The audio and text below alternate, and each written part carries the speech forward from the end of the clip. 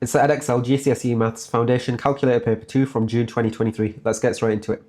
Question 1. Write 6,184 correct to the nearest 100. Because we're rounding to the nearest 100, I need to look where the hundreds are. That's my units, that's my tens, that's my hundreds, that's my thousands. The digit after my hundreds is the 8, that's the decider. If it's 5 or above, I give this one a shove and the rest will change to a 0. And if it's 4 or below, I just let everything go and it would stay as 1. Because it's 5 and above, I would round up, so it's going to go up to 6,200. 6,200 is very close to that number, so that looks like it's right.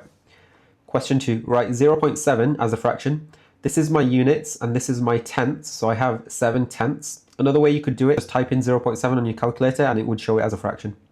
Question 3. Change 9 meters into centimeters. How many centimeters are there in 1 meter? That'd be 100.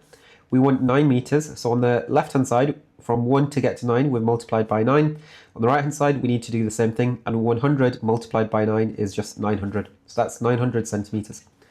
Question 4. Simplify 3 multiplied by 4t. So I've got 3 multiplied by 4 lots of t. I do 3 times by 4, which is 12, so I have 12 lots of t.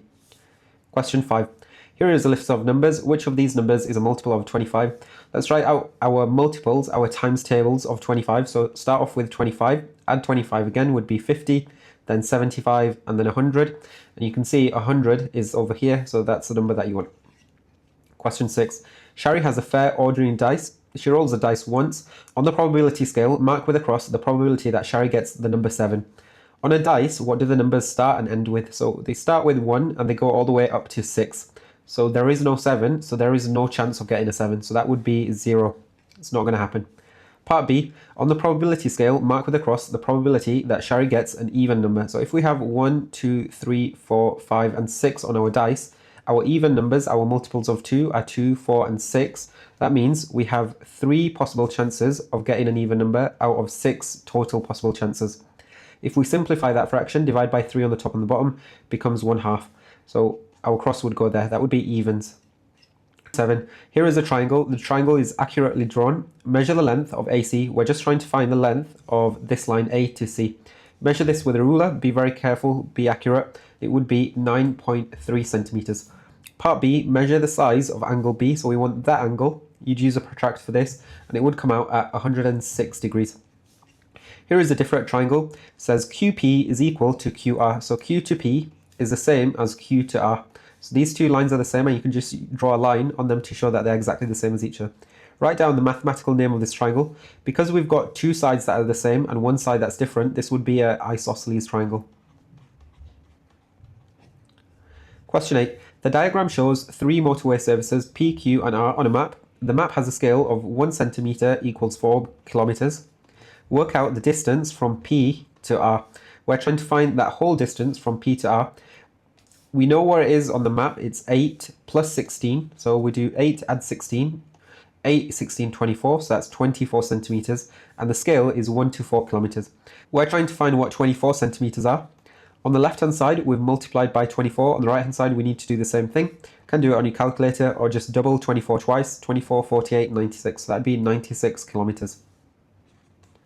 Question 9. Here are the first 5 terms of a sequence. Write down the next term of the sequence. From 3 to 8, it's gone up in 5s. From 8 to 13, it's gone up again in 5, and again 5, and again 5. So the next one, 23 add 5 would be 28. Write down the ratio of the second term to the fourth term. Give your ratio in its simplest form. The second term is the second position in the sequence. That would be the 8. The fourth term, 3, 4, that would be this 18. We want the second one to the fourth, so we write 8 to 18. We want to simplify it. What number goes into both 8 and 18? They're both even, so I can divide by 2 on both sides. 8 divided by 2 is 4, and 18 divided by 2 is 9. You can't simplify this any further. There's no common factors, so it's just 4 to 9. Question 10. This graph can be used to find the cost of parking a car in a car park for up to 12 hours. Use the graph to find the cost of parking a car for 4 hours. So we're going to look at where 4 hours is on the x-axis. We're going to draw a line going straight up, and then we're going to read straight across. You can see the cost is £6. Justin drives into the car park at 8 AM in the morning. When he drives out of the car park, he has to pay £9. At what time does Justin drive out of the car park? First, let's figure out how long he's staying there. If he's paying £9, how long did he stay? So we're going to look for where 9 is. It's between 8 and 10. It's exactly halfway between them. Draw a line across. We'll draw a line down. We can see he's spent 6 hours in that car park. So 6 hours. We're adding this on to 8 a.m. You could just do 8 and 6, which is 14. So it's 1400 or 2 p.m. Question 11.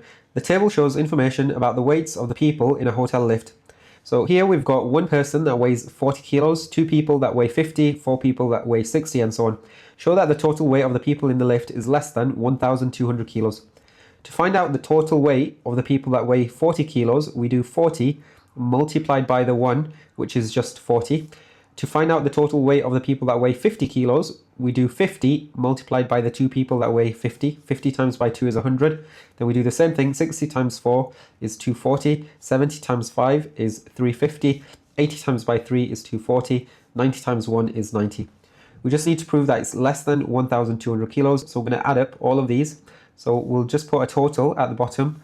Type in all of this into my calculator. So 40 plus 100 plus 240 plus 350 plus 240 plus 90, which gives me 1,060. We can see 1,060 is less than 1,200. So that's proved it. Question 12. Shape A is reflected in a mirror line to give shape B. On the grid, draw the mirror line. We're trying to find where we would put the mirror if we're trying to reflect from A to get to B. So it's not going to be a vertical or a horizontal line. It's going to have to be a diagonal to flip it that way. So I can see that would be one of the points, that would be one of the points, and that would be one of the points. So I'll just continue that line on. I'll start from here, and it would go down to there. And you can see if you flip that into there, it would match up. Part B, Alex is asked to reflect shape P in the x-axis. Here is the diagram Alex draws. So we're trying to reflect this in the x-axis. Explain the mistake Alex has made.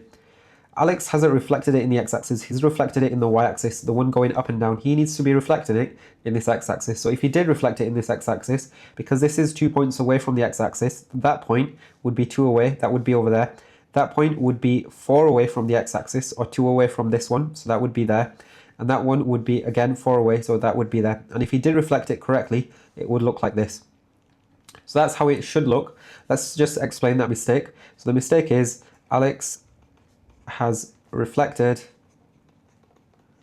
in the y-axis, not the x-axis.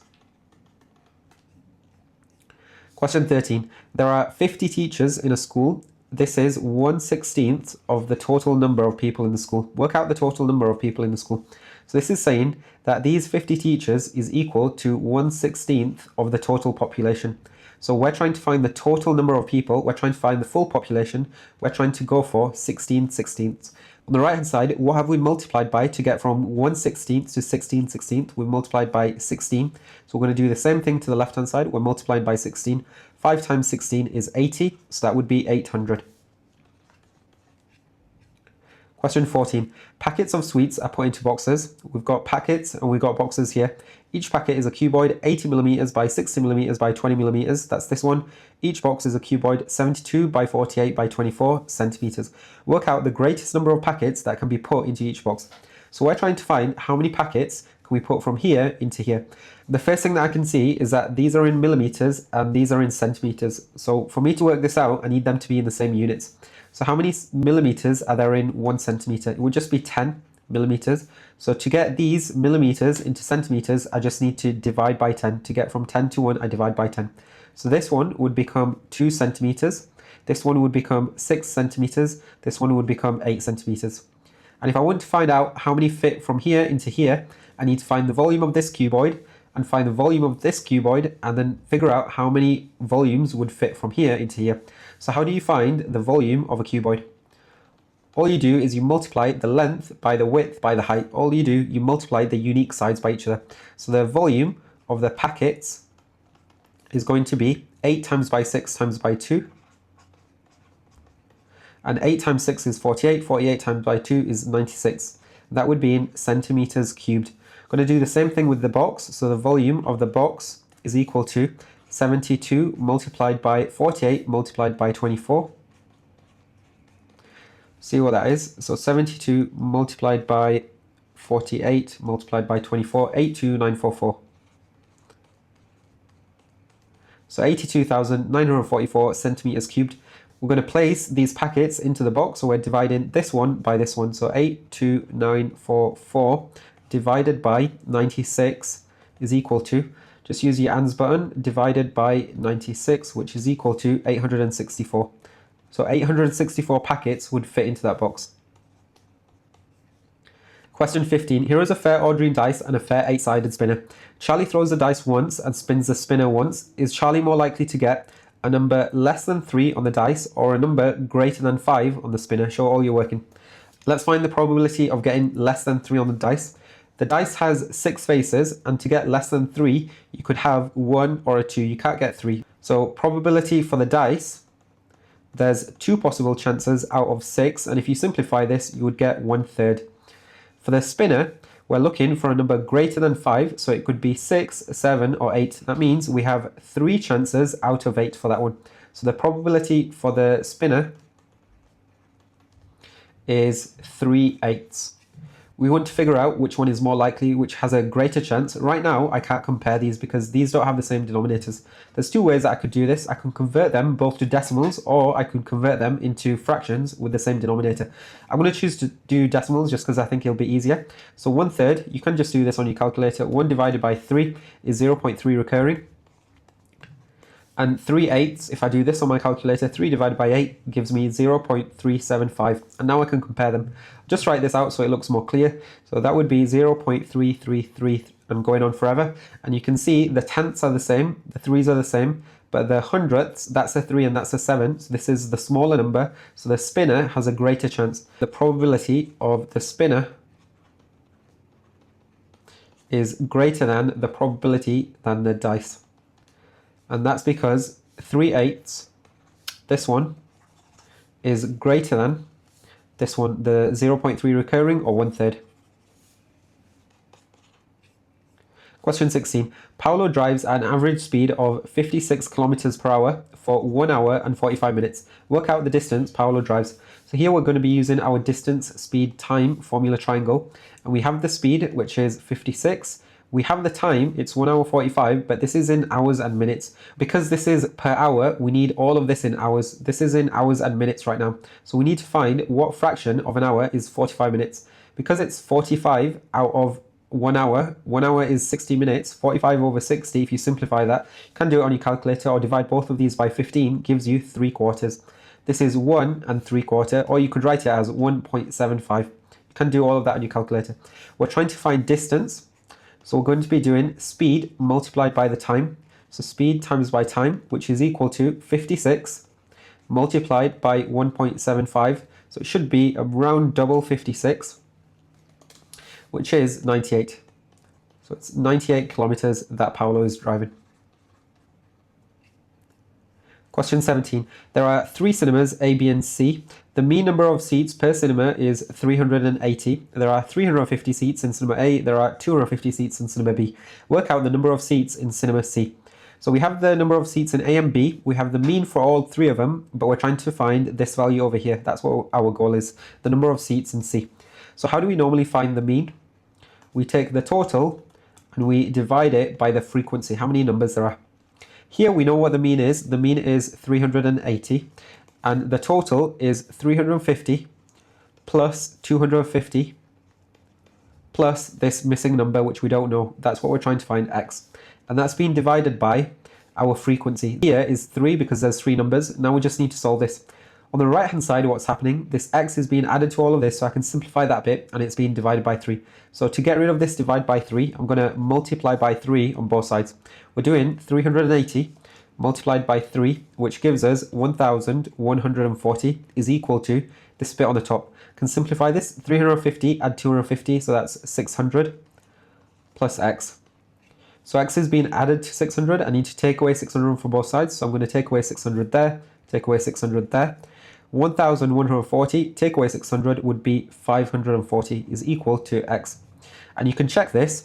If you do 540 add 350 add 250 divided by 3, you should get 380. Question 18. Asher buys 180 cans of cola. The cans are sold in packs. There are 12 cans in each pack, and each pack costs £3. Work out the total cost of the cola Asher buys. Because there's 12 cans in each pack and there's 180 cans, how many packs is Asha buying? She's buying 180 divided by 12, and that will tell us the total number of packs. So 180 over 12 is 15. So that's 15 packs that she's buying, and each pack costs £3. So we're doing 15 multiplied by the 3, which is 45. Ethan buys a box of 24 cans of lemonade for £7. There are 330 millilitres of lemonade in each can. Work out the cost of 100 millilitres of lemonade. Give your answer correct to the nearest penny. Because Ethan is buying 24 cans and there's 330 mils in each can, let's find out how much he's actually buying, how many millilitres he's buying.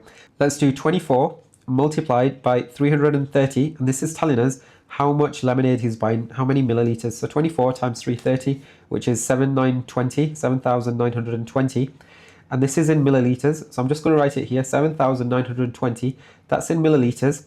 And on the right hand side, because this is pounds and it wants the answer in pennies, I'm going to convert this into pennies. So how many pence are in £1? That'd be 100. So we need to multiply that by 100, which is 700. So that is 700 pence. So to get 7,920 millilitres, we're paying 700 pence. We're trying to find out the cost of 100 millilitres. So I'm going to put 100 on the left hand side. What have I divided by on the left hand side to get from 7,920 to 100? Quick way you could do this, you just do 7,920 divided by 100. You move the decimal place 2 places back, which would become 79.2.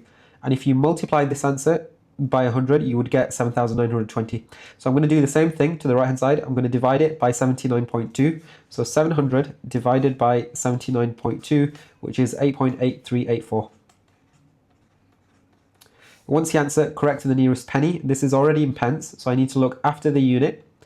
This 8 is telling me that I need to round up, so that would become 9 pence. So for every 100 millilitres, that would be 9p, and that kind of makes sense. Question 19. 240 people work at a factory. 240 is already on this frequency tree, so I don't need to do anything. Of these people, 150 have a car, so I can put 150 here. And these two numbers will add up to make 240. So 240, take away 150. To get this number would be 90. So that's that one done. 110 have a bicycle. That's telling me that the people here that have a bicycle and the people here that have a bicycle will both add up to make 110, but I can't put that down yet. 65 of the people who have a bicycle do not have a car. So this is saying the 65 people that have a bicycle, so it goes here, do not have a car. So that 65 would be placed over here. And if you remember in that previous part, it said 110 have a bicycle. So 65 add this number would be 110. So I'm going to do 110, take away 65, which would be 45. Now I can find these missing numbers. We just need to complete the frequency tree. So 150 take away 45 is 105. And 90 take away 65 would be 25. And the way you can check this, 45 add 105 gives you 150. 65 add 25 gives you 90. And if you add these two up together, you get 240. What percentage of the 150 people who have a car also have a bicycle? Because it's who have a car, it's given who have a car, my denominator for this fraction will be the total people who have a car. So that's going to be 150. Also have a bicycle would be these 45 people. So out of the people who have a car, that's 150. Also have a bicycle, that's 45. So it's 45 over 150. We want to convert this fraction into a percentage. So let's just convert it into a decimal first. So 45 over 150, which is 0.3. And to convert from decimals into percentages, we just multiply by 100. So 0.3 times by 100 would be 30%.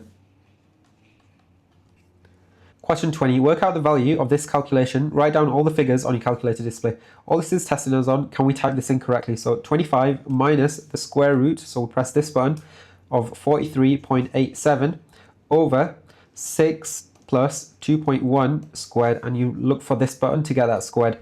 That's equal to 1.7653. So my calculator only gives it to 4 decimal places, but you might need to give it to whatever your calculator does it to. Part B, work out the value of the reciprocal of 0.625. If I'm trying to find the reciprocal, let's say I'm trying to find the reciprocal of 3/8, I just need to flip that fraction. So from 3/8, the reciprocal of that would become 8/3. If I just have a number on its own, let's say for example 4, that really, if I wrote it as a fraction, is 4 over 1, and to write it as a reciprocal, it would become 1 over 4. So to get this 0.625 as a reciprocal, it would be 0.625 over 1, and then I need to flip it. So it would become 1 over 0.625, and you just type that into your calculator. Another way to do this is just raise it to the power of -1. And if you raise something to the power of -1, it gives you the reciprocal of it. So we'll do it that way. So I'm doing 0.625 to the power of, so I press this button, -1, which is 1.6. If I did it the other way, I would also get the same answer. Question 21, write 60 as a product of its prime factors. So we're going to use a prime factor tree for this one. First start with 60. What two numbers go into 60? Choose any number apart from 1. I know 6 and 10 go in, so I'm going to choose 6 and 10. And then what numbers go into 6 and 10? 6 divides by 2 and 3, and both of these are prime, so I circle them. Then I'm going to do the same thing with the 10. What goes into 10? That would be 2 and 5, and both of these are prime numbers, so I circle them. Finally, I just write 60 is equal to 2 multiplied by 2 multiplied by 3 multiplied by 5, which is the same as 2 squared multiplied by 3 multiplied by 5. You can check this. You can do 2 squared, which is 4. 4 times 3 is 12. 12 times 5 is 60.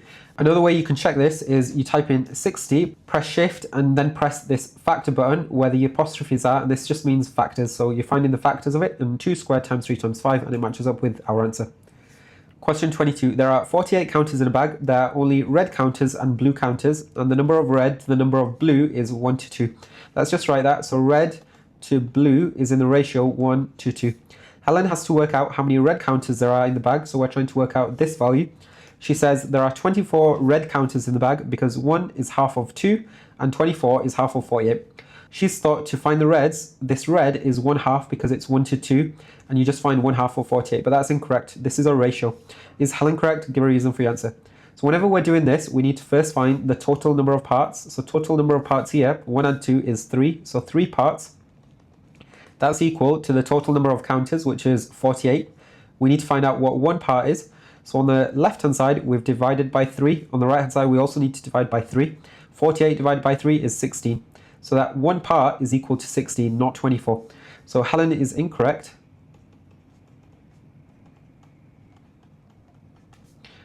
As 1 part equals 16. And we can also say the ratio 1 to 2 is not the same as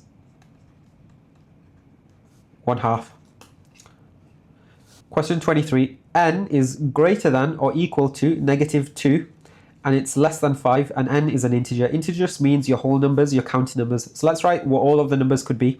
Could be -2, -1, 0, 1, 2, 3, and 4. It can't be 5 because it has to be less than 5. Write down the greatest possible value of n, so that would just be 4. That's the largest value. Part B, on the number line below, show the inequality m is greater than or equal to -4. So I put a circle at -4 and I fill this one in.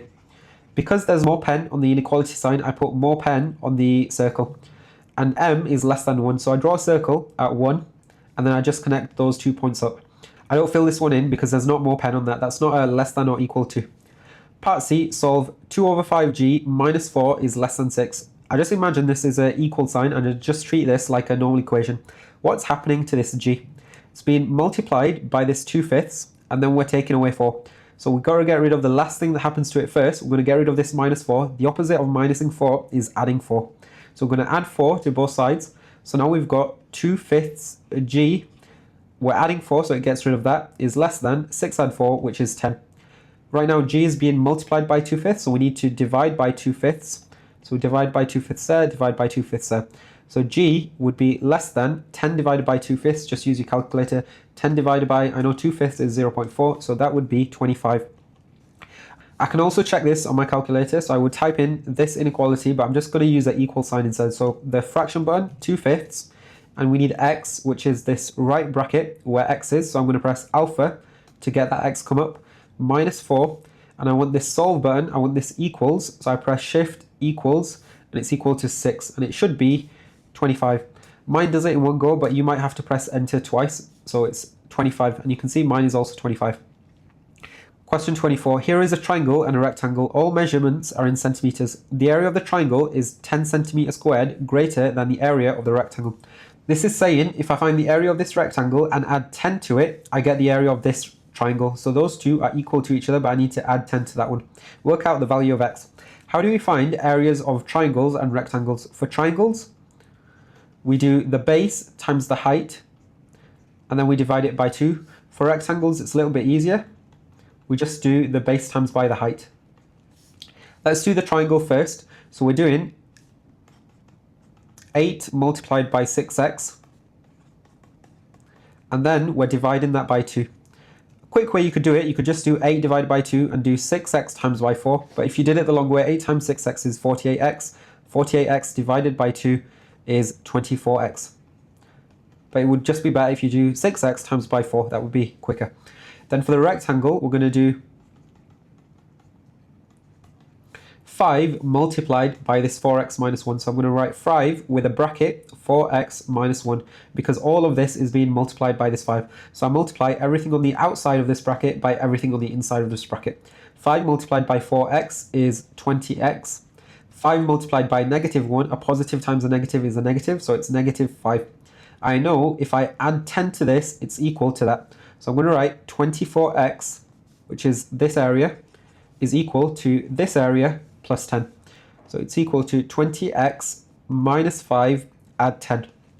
Now I just need to solve this. I'll clean up this little bit over here. So 24x is equal to 20x negative 5 add 10, or 10 take away 5 is plus 5.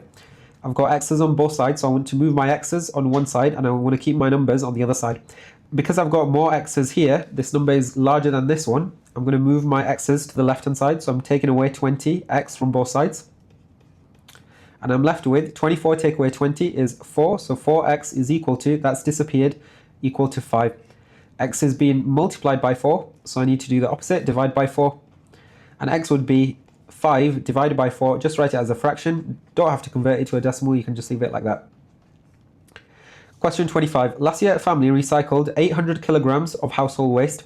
57% of this waste was paper and glass.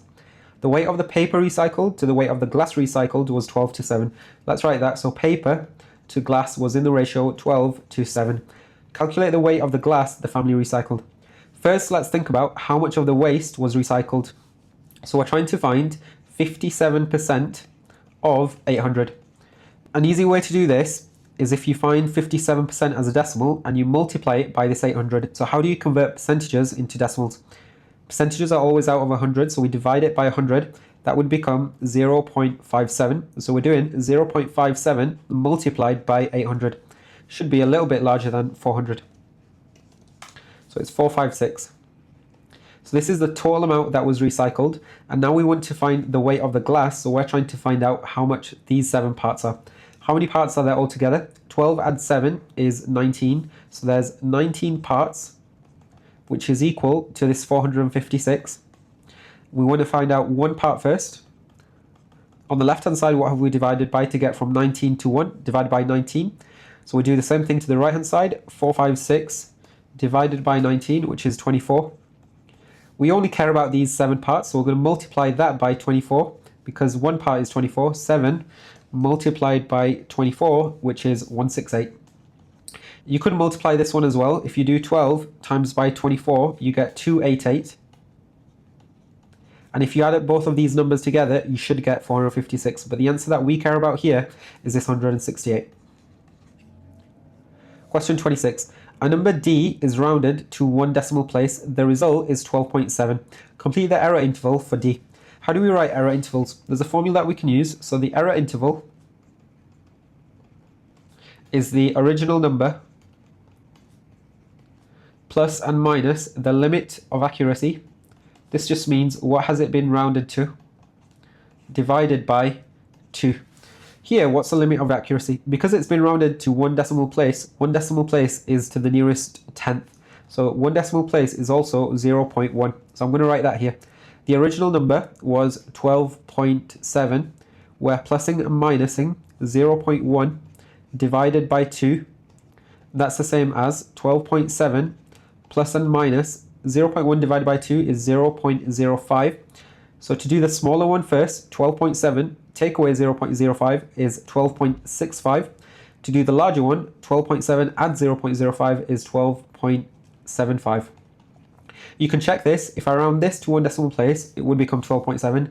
And if I round anything smaller than this number, it would also become 27. And if I round anything smaller than this, it would become 12.7. Question 27. Tamsin buys a house with a value of £150,000. The value of Tamsin's house increases by 4% each year. Rachel buys a house with a value of £160,000. The value of Rachel's house increases by 1.5% each year. At the end of 2 years, whose house has a greater value? Show how you get your answer. This is going to be a compound interest calculation because the increase is going to increase on the value of the previous year. It's not going to be a simple interest formula where it's just increasing by the same amount. So what's the formula for compound interest? It's the original amount multiplied by a decimal multiplier. So we'll need to work that out. And that's raised to the power of the amount of repetitions. And here, because both of them are repeating 2 years, it just be repeated twice to the power of 2. For this first one, the original amount is 150,000. And because it's a 4% increase, to find the decimal multiplier, because it's an increase, we do 1 plus 4% as a decimal. So 4% as a decimal is 0.04. So we're going to multiply this by 1.04 to the power of 2. And let's work that out. So 150,000 times 1.04 to the power of 2, which is 162,240. For the next one, let's work out the decimal multiplier first. So we're going to do 1 plus again because it's an increase. If it's a decrease, you do 1 minus. 1.5%, what's that as a decimal? It's 0.015. And if you add those together, you get 1.015. So to increase it by 1.5%, you would just multiply by that. So the original number here is 160,000 multiplied by our decimal multiplier here, 1.015. Again, raised to the power of 2 because it's repeated twice. 160,000 times 1.015 to the power of 2, 164,836. We just need to compare them. So Rachel's is larger than Tamsin's because I can see in my thousands column, the 4 is greater than the 2. So I'm going to write Rachel is greater than Tamsin as 164,836 is greater than 162,240. Just make that clear, that's a 6. Question 28. Here are 5 graphs. The table shows the equation of these graphs. We just need to match these up. First ones that I would look for are these straight lined ones. If you've got a straight line, it would normally look in the form y equals mx plus c, where this m is the gradient, the slope of the line, how steep the line is, and this c is the y-intercept. Where does it cross the y-axis? For this first one, I can see it's got a negative gradient and it's got a positive y-intercept because it's crossing above the x-axis. So we're looking for something that's on its own, so it's not going to have a squared in. It's going to have a negative gradient, so I can see this has a negative gradient. It's got a negative 2 before the x, so A would be that one. Then I'm going to do D. Because this has got a positive gradient, it's also got a positive y-intercept. We're looking for a plane graph, so something without a squared or a cubed or something like this. So y is equal to x plus 3. That would be D. That's that one done. If I've got a parabola or a U shape, this just means that I'm going to have an x squared in my equation. So do any of these have an x squared? That would be this first one. So that one is B. I've got C and E remaining. For C, I can see as x is increasing, y is decreasing. So that would be the 1 over x graph, the reciprocal graph. So that one's C, and the remaining one would be E. If you're not too sure, you could just substitute some values in. So substitute 1, 2, 3, 4, 5 in and see what happens to that graph. That's the end of the paper for today. I'd recommend you go through all of the questions, write down the topics that you struggle with before you attempt another past paper. Feel free to contact me or reach out if you need any help with anything. Otherwise, you can check out my channel for more walkthroughs and work solutions, including the ones from this year's set. I'll see you soon.